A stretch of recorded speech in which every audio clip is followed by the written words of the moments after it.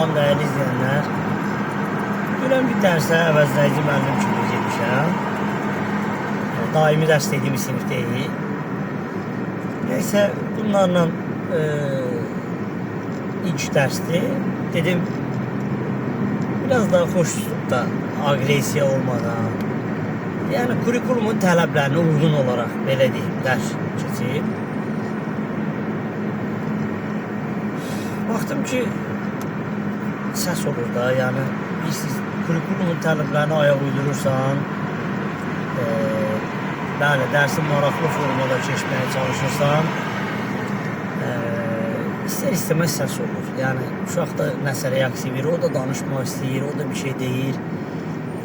Heç kim o içindəki alovu saxlaya bilmir də. Yəni, əgər sən axı müəyyən deyək ki, motivasiya edici bir məsələ atmışsan ortaya, hamı onun haqqında danışmaq istəyir. Nəysə, biraz səsli küylü oldu dərs.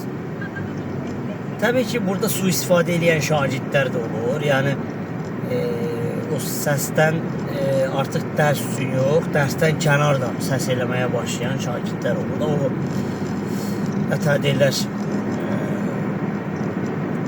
puslu şəraitdən istifadə edirlər. Biraz istər-istəməz səs oldu.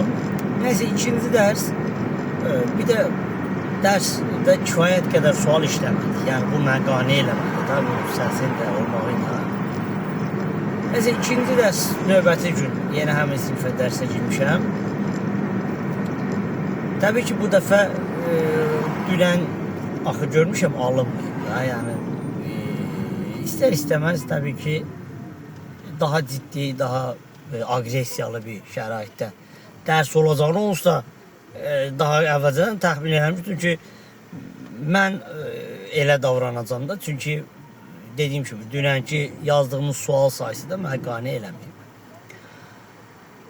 Nəysə, bu elə də oldu, yəni təxmin elədiyim kimi oldu. Uşaqlar yenə də o əvvəlki dərsin havası ilə, elə o hava ilə, elə dərs başlamamış, 5 dəqiqədə dərsə başlaya bilməmişik.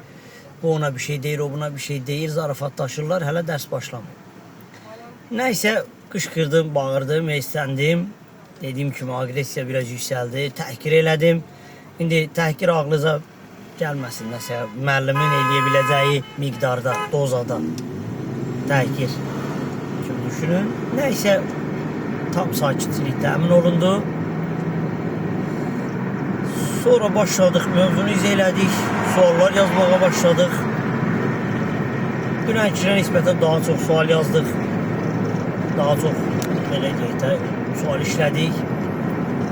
Amma mənim başım ağrımağa başladı, yəni nəticədə dərsin sonuna doğru gördüm ki, o əsəbləşməyin, o qışqırmağın, istənməyin, o depressiyanın, agresiyanın təsiri özünü göstərir. Artıq mən başım ağrıyır. Demək istəyirəm ki, iki dərs modeli, hər ikisini də təqdim elədim sizə. Mən həmişə birinci tərəfdarı olmuşam.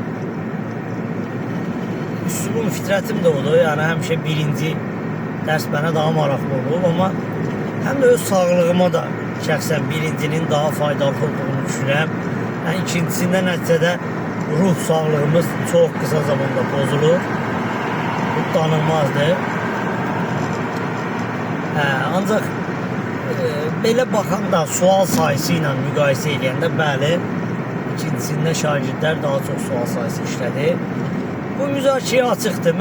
Mənim köhnə dərs dediyim bizim məzunlardan da yenə dinləmək istəyərəm. Sizcə hansı dərs modeli daha faydalıdır? Burada valideynlər adətən ikincisini seçir. Yəni, onlar istəyirlər ki, müəllim qışqırsın, bağırsın, mənim uşağım təki çox sual yazsın, çox işləsin. Yəni, valideynlər adətən ikincisini seçir və siz hansını seçirsiniz? Şərhlərdə yazın, müzakirə eləyək.